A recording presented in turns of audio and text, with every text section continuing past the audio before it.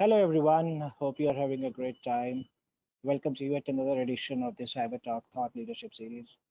I would like to thank EC Council for this opportunity. It's truly a privilege to be part of this great initiative and be able to share my knowledge and experience with this audience. In this webinar today, our aim is to demonstrate the applicability and effectiveness of the AI techniques as it relates to the attack and defense from social engineering attacks. The consensus is that soon without artificial intelligence, organizations will not be able to protect their digital assets. So let's dive into the shadowy world of the weaponized AI and find out how we can prevent from the social engineering attacks. All right, let's begin. So let's first look at what are social engineering attack. What is social engineering? Well, there used to be a time when hacking was limited to the computer systems and was done by exploiting the software vulnerabilities. However, hackers have been, always believed that human trust is the most vulnerable thing to exploit. So today, hacking has reached a whole new level. Hackers have become smarter, using new techniques that leave victims absolutely clueless. And one such type of technique is social engineering. It is one of the hardest to predict and defend against. Social engineering is a type of attack which typically involves some form of psychological manipulation because we're talking about humans and the trust factor. So it involves the psychological manipulation, fooling otherwise any unsuspecting user or an employee into handing over the confidential or sensitive data. If we look at commonly, social engineering would involve, some sort of a phishing email or any other communication that would invoke some sort of an urgency or a fear or any similar emotion in the victim that can lead to, the victim, promptly revealing the sensitive information, like clicking a malicious link or opening a malicious file. Because social engineering involves a human element, preventing these attacks can be very tricky for enterprises. So now we talked about the social engineering. Let's try and understand what are different types of social engineering attacks exist. Now, if we talk about the various threats in the world, social engineering attacks are very, very truly could be very dangerous, could be very lethal. So what we do is we are classifying into two types, which is a network-based attack and human-based attack. Now, when we talk about network-based attacks, it are truly performed using devices such as computers or handheld devices to get information from the target. It's easier to reach out to large population than just being reaching to a few humans. And on the other hand, the human-based attacks are truly executed, by interacting with the target, to gather desired information, which is typically the psychological behavior. We trust each other. There's a trusting factor, so that's pretty easy to exploit. When you have some sort of a relationship building with the victim, and you actually dupe them into revealing certain information that can be used against them, that's where the psychological behavior gets exploited. So if we look at the human-based attacks, it affects a limited number of victims, possibly the one that you have chosen to, whereas the network-based attacks, actually go out in a large scale and can attack many victims in just a few seconds. So now let's look at what are the different categories of social engineering attacks. Truly we segregate them into three different categories based on, the kind of nature of the attack that, it gets executed.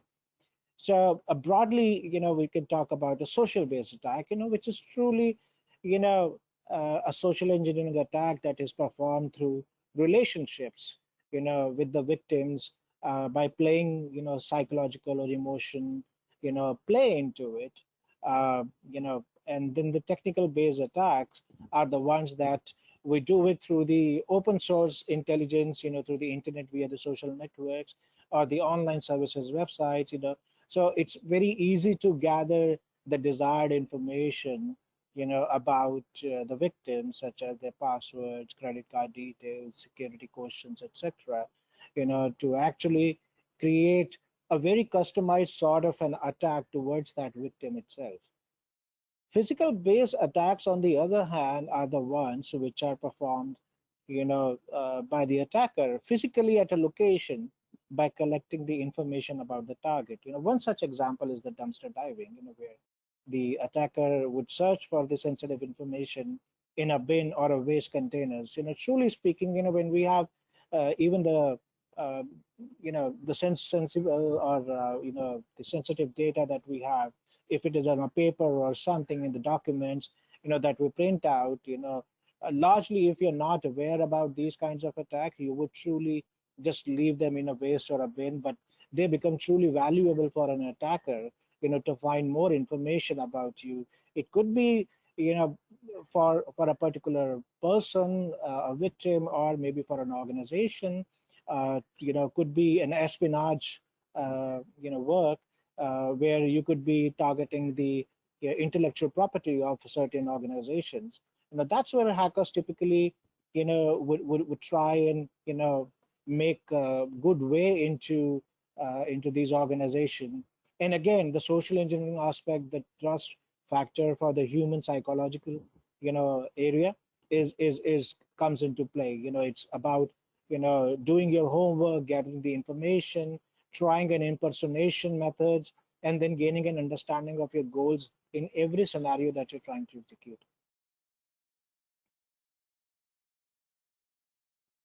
So now that we have talked about social engineering attacks, what are different types of attacks, different categories that we looked at.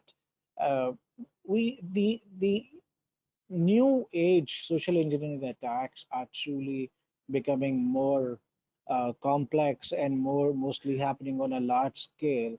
So we are looking at the new age, technologies such as AI in cybersecurity. So why we are looking at AI in cybersecurity is because today things have moved beyond, just the boundaries of a network. We're truly, kind of leveraging the new platforms that are available to us. New, learning techniques and the new cognitive space that is being introduced today, which is kind of, working in favor of the defensive side, and also when it comes into the malicious hands of an attacker, could be lethal as well. So let's look at, why AI in cybersecurity. So AI, as you know, is a computer-based application, that is very much concerned with making, computers behave like humans. Obviously AI is more towards, finding different methods to solve, high complex problems, developing, more intelligent systems, and the capability that it has is to make the decisions based on, interferences with others, deep learnings, where you learn while you are executing things. So you get more smarter, you get more intelligent with every different data that you get. So the major characteristics of AI in relation to cybersecurity is basically the deduction, the reasoning, and the problem solving area. The knowledge representation, which is pretty vast. Planning, you can plan it accordingly, you can execute it. Machine learning, which is the core of any AI system. Motion and manipulation, and perception. Basically, we're talking about a face or a speech recognition, which has got to do with more of the cognitive space today. So now let's look at why AI is so important in cybersecurity. Well, there was a survey done, and the result of that was that nearly 69% of the organizations today believe that AI will be needed to respond to any cyber attack. Hackers are getting more smarter. AI is not just in the hands of the defenders, but the attackers are also using it. So it's a game that is being played.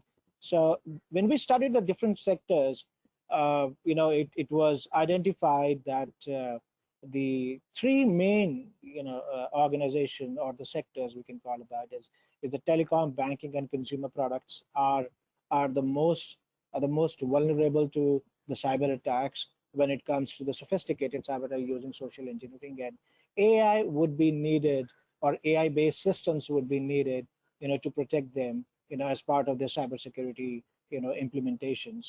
And the industries that will not be able to respond to cyber attacks effectively without AI have been categorized in a different way depending upon how much of the breaches have happened, how much of the different patterns we are seeing every day that are targeting different sectors based on the vulnerabilities, the type of victims, your financial your motivation is very important.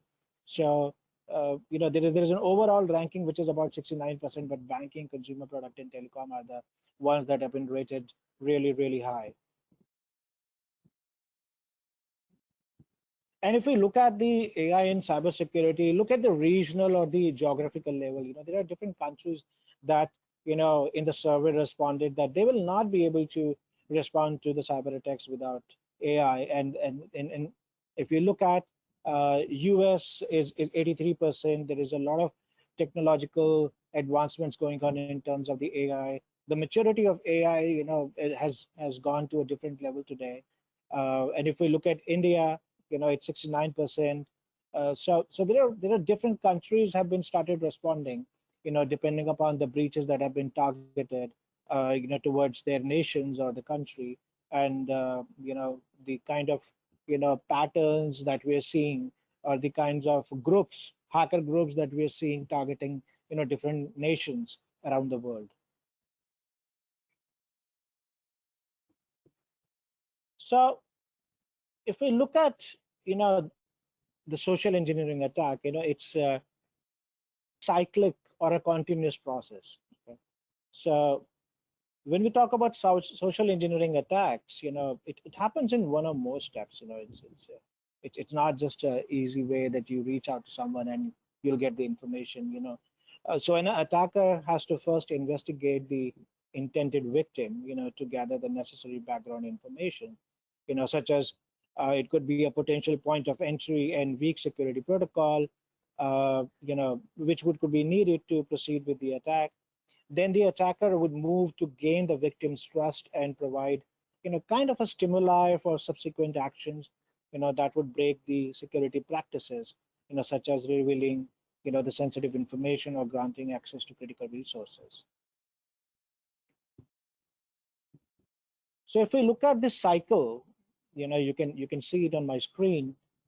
The social engineering attack is, as I said, is a very continuous process, that starts with the initial research, which is, starting phase, and until its completion, when the social engineer typically ends the conversation.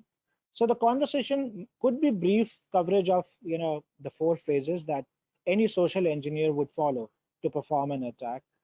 And so the first phase, as we call it, is the research or a information gathering phase. In this phase, the attacker, tries to gather as much as information possible about the target. It could be an individual or it could be a company. The information about the target, could be collected from various different sources. Today you have a wealth of information available of the internet, through open source intelligence and all. You can really collect all this information. And also through physical, as we talked about the different categories, you can do dumpster diving. If you are closer to the company, if you know people in the company, you can get physical access to the facility. You can get it through the company website, through the public documents, through physical interactions, and there are many ways, as we talked about earlier. So research is typically very necessary when you're targeting a user, or maybe a company, whosoever your victim is. The second one is basically to hook into your target, basically kind of develop a relationship with the target, which truly means that now an attacker would try to make an initial move by trying to start a conversation with the selected target after the completion of the research phase. Now you have a lot of information about the target, how it behaves, how it functions, what is the culture and all. So you can easily hook yourself or be aligned yourself, with the organization or with the individual to get, to start, uh, get into the initial phase of gathering more information or getting more, getting started with the exploitation phase. The second one is the exploitation itself, which we call as a play, which you're now playing with the victim. The main purpose of this step is to make a relationship stronger and to continue the dialogue, to actually exploit the relationship and get the desired information for which the communication was initiated. So you know what you want in the communication that you initiated. Now you want that to be the relationship to be exploited to get that information out. And the final is the execution phase, where basically, it is where you will try and execute all the strategies that you have identified, to be executed on this victim. And in this, the most important part of this, is this phase is the exit.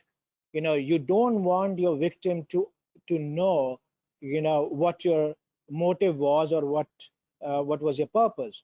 So what you do is you slowly walk out of the attack scene, or you would just stop the communication with the target, without creating a scene or doing anything that will make the target, suspicious about your objectives or your goals.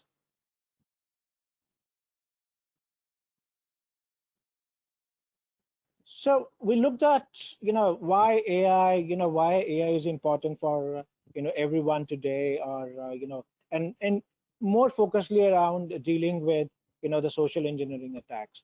So when we talk about AI, or the artificial intelligence, we can talk about both the attack side and the defense side, which is the hacker side and the defender side. So if we look at today, and we all know that cybersecurity is a very manpower constrained market. So, therefore, the opportunities for artificial intelligence automations are pretty vast. And so frequently AI is used to make certain defensive aspects of security, more wide reaching and effective. Combating spam and detecting malware are some of the prime examples. So, and the opposite side, when we look at the attack side, there are many incentives of using the AI when attempting to attack any vulnerable system, belonging to your victim. These incentives could be the speed of attack. Now you're not limited to a certain, level of victims. You can speed up your attack. There is a low cost involved because you're not looking at the humans to do it. You know, and the difficulty is attracting skilled staff in an already constrained environment. So obviously you are not looking at too many, resources from a human side, to put up an attack together. It's very easy with the AI now that you can execute a much large scale, very sophisticated, very complex attacks, and at a very high speed. So while security researchers, are employing machine learning to identify vulnerabilities and suggest fixes, but there are same at the same time, AI in the hands of the hackers is being weaponized for more sophisticated attacks that are rising on a mass scale today. And we look at in media every day that how things are being breached, how companies are being, breached, they are being targeted for certain information, and these are very targeted attacks. They are not necessarily just for a, an enjoyment purpose. They are backed by financial motive. They are backed by, some sort of an espionage, or a, maybe a nation state is involved in that. So, that could be different, objective, when we look at all of these attacks. So now let's look at how AI in the hands of an attacker, where attacker is about to attack, is going to be. So as we talked about, social engineering remains one of the most common attack vectors, even if we look at today. So think about how often is malware introduced in systems when someone just clicks on an innocent looking link. That's a very common example I'm talking about. I think phishing emails or luring you into, some sort of a lottery, or some sort of a, personal gains, or a fear or something. It's very easy to get you hooked into that. So the fact is that to entice a victim, to click into that link, there's a quite a bit of effort is required. Historically, it's been very labor intensive to craft a believable phishing email. It takes days and sometimes weeks to research and look at the right opportunity where you know uh, you can successfully carry out such an attack. But with the AI, things are changing, very, very at a fast pace. Now you're able to analyze a large data sets, to help attackers prioritize their victims, based on the online behavior and estimated well. There is a next gen predictive models that can go, very further to determine the willingness to pay a ransom based on an historical data and even adjust the size of payout, just to maximize the chances and therefore the revenue for the cyber criminals. So just imagine that if you can combine all this valuable data that is available in the public domain, as well as you have the data from previous breaches or leaked secrets, through various sources, you now have an ultimate profiling of the victim, in a manner of seconds that where you don't have to involve any human effort. It's that easy. It's very easy now to select your victim, and artificial intelligence can be used to create and tailor customized emails and sites that would be most likely clicked on based on the crunch data. The data that you have, the analysis you have done. You are now most likely in the range of 90 to 95% that the the victim would definitely click on this. So, and now you can build a lot of trust by easily engaging people in longer dialogues over longer periods of time. I mean, look at social media. You don't require any human effort. You now have chatbots that are capable of maintaining such interactions and even impersonating the real contacts by, mimicking their writing style, the way they talk or the way they chat with you. It's becoming very easy. So machine learning today, used for victim identification and reconnaissance greatly, it is reducing the attacker's resource investment. So you don't have to invest too much. Indeed, there is, even no need to speak the same language anymore. I mean, this is inevitably leading to an increase in scale and frequency of very highly targeted spear phishing attacks.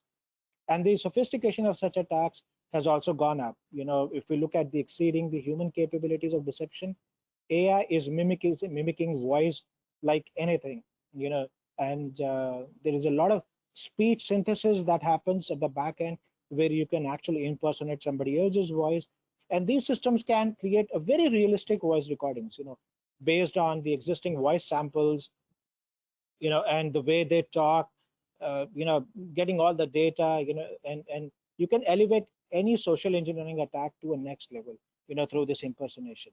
So all of this combined, with different techniques, as we talked about in the AI, is actually painting a very, very grim picture for us. So, we really need to stay focused. We need to, have capabilities in AI to defend ourselves from this new age attacks that are happening. So now that we talked about the attacker side, let's look at the defender side as well. So, while there is a lot going on today in terms of the AI and the defensive strategies, combining both of them, it's already in place.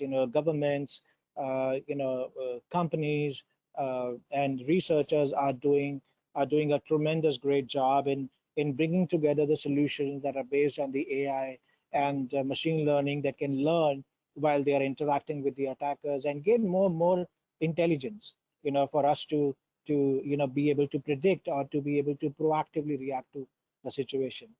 So first and rather obviously, increasing use of AI for cyber defense is inevitable. We can't rely on the human intelligence, in terms of dealing with the large scale attacks. It is not possible. So we need to have AI combining with the humans, resources to go out and defend against that. So we are already seeing a lot of combination in terms of supervised and unsupervised learning approaches, already being employed to predict new threats and malware based on existing patterns. There is a behavior analytics is another avenue that is being explored. Machine learning techniques are being used to monitor system and human activity to actually detect the potential malicious deviations. And it is very important, though, to understand that when we are using AI for defense, we should definitely assume that attackers are already anticipating it. They know we are going to be, if they are using AI, the defenders would also be using AI for that purpose. So so we must need to keep track of all the AI development and its application in the cyberspace, to be credibly able to predict any malicious application. So there's a lot of advancement that needs to go in, and a lot of data needs to go in so that we can understand different patterns and all.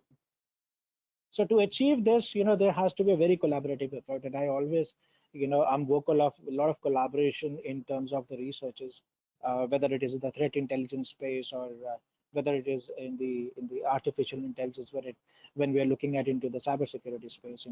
So we should carefully consider, a lot of, the malicious applications into our work. So there's a lot of patching, vulnerability management program, should be given due attention in the corporate world, and it should be combined with the AI techniques so that they can be more effective in the way, or in the way they control these environments. And finally, awareness. I think awareness is something that needs to be brought in when we talk about social engineering. We are talking about the psychological side of the humans. So it is very important for anyone to be aware of how you can prevent social engineering attacks. Discouraging password reuse or advocating for multi-factor authentication or two-factor authentication wherever possible. So I think it's more important that you try and create a context so that and AI definitely helps into that. Once you understand the different data sources, you're getting the information, you're able to tie in the actual context to it, and so that now the organizations can actually take a real time action on the new incidents that are happening. So truly, organizations today are turning to AI to try and solve these problems, and there is nothing that you can just buy a box for.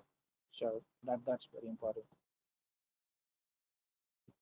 So in the previous slide, I talked about how in the defensive and attacks scenarios it is getting, but it's truly an organization when we talk about the victims. They need to have a contextual view of the threats.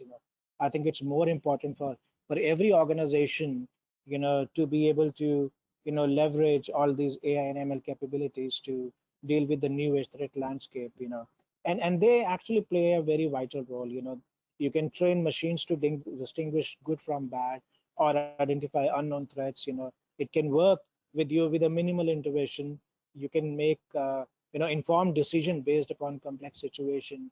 You know, and it's more important that when you deploy the AI solutions, obviously you will still see a lot of attacks coming in. But as you as you see all these attacks coming in, your system is actually learning. So it's now able to detect patterns and predict more irregularities and in the attacks. So AI now equipped with a lot of automation and context sharing algorithms can truly be very beneficial. If you look at, we just give an example, the new age endpoint protection, which is powered by AI and ML, can provide you a very contextualized view and protection from sophisticated malware, spyware, or botnet detections. So that's we need to really make sure that the organizations are having that contextual view of threats, and it is not going undetected or not getting ignored. So when we talk about general ways to prevent SEAs, we talked about awareness. I think that's more important. I think there's nothing that can substitute awareness, training, and education. So we list out three different areas that any organization need to really work upon. The first one is the education, training, and awareness. Truly important. I think this should be the first level of defense against any of the social engineering attacks, because if you're able to make people aware about what are the different kinds of techniques that the social engineering attackers employ, to get the information out, you can truly, be the first line. They can be the first line of defense. While the humans are the target, but they can also be the first line of defense. If they are educated and they're, trained and they're made aware of these things. The second is the policies. I think the any organization's, security policies play an important role, but policies are only good as, that they are enforced properly. The effectiveness is very important, and it should be something that, easily understandable. We've seen that, companies create policies, but it's hardly, 10% or 11% of the population is able to understand, who are technically, technical, with the technical background. But the other population, is still not able to really understand. So I guess doing the workshops, or making it easier to understand, or doing some exercises, some drills, and some, you know uh, you know any which way that you feel could be more effective to reach out to the larger population. In fact, uh, the complete population, I would say, is very important. And we have seen the social engineering attacks happening at the senior management level as well. So and it's the area which kind of gets ignored, because while the senior management is the one that's actually part of the governance, right? They are enforcing all of these policies, but they truly don't, kind of, you know, believe in these policies. I would not say believe. I think that's a wrong word, but I would say they themselves, kind of don't go through these kinds of workshops, and also so they become more vulnerable. So I think the entire organization as a whole should definitely go towards, the, understanding, the awareness trainings, and the education about, how the new age attacks are happening, and how they can be more vulnerable, and how they can avoid, all these attacks. And then enforcement through auditing. I think auditing is one of the key area.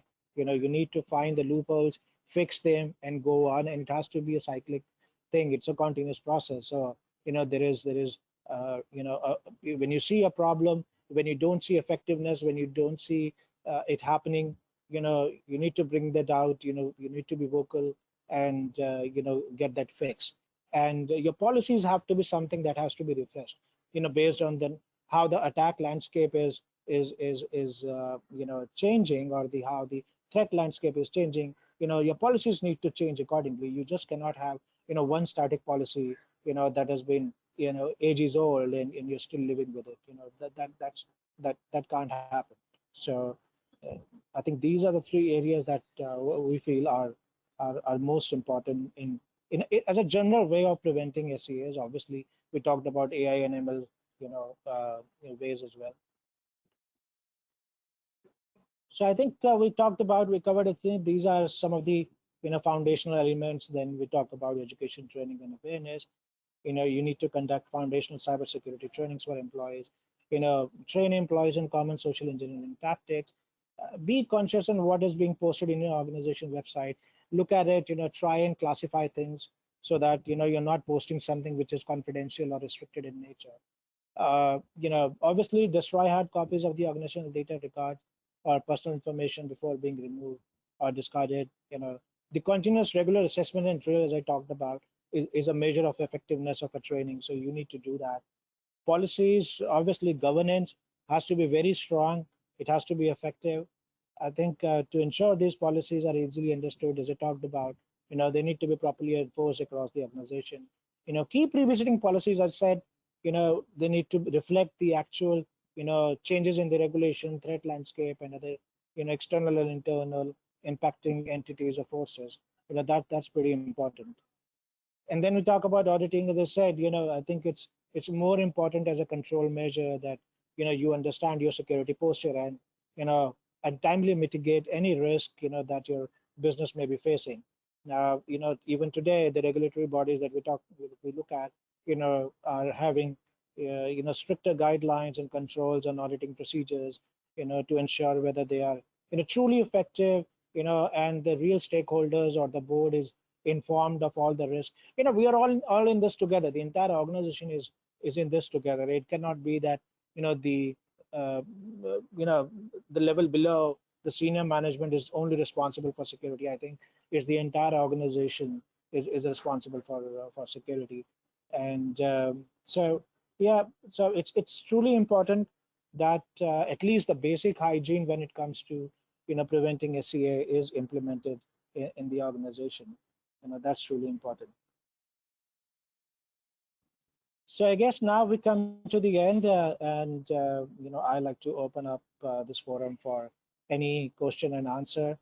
I hope this was informative, and you will go back with some uh, understanding about social engineering attacks and how AI and ML can help you with safeguarding or securing yourself from these different attacks. Well, with that, thank you so very much, and I look forward to your feedback and suggestions. Thank you.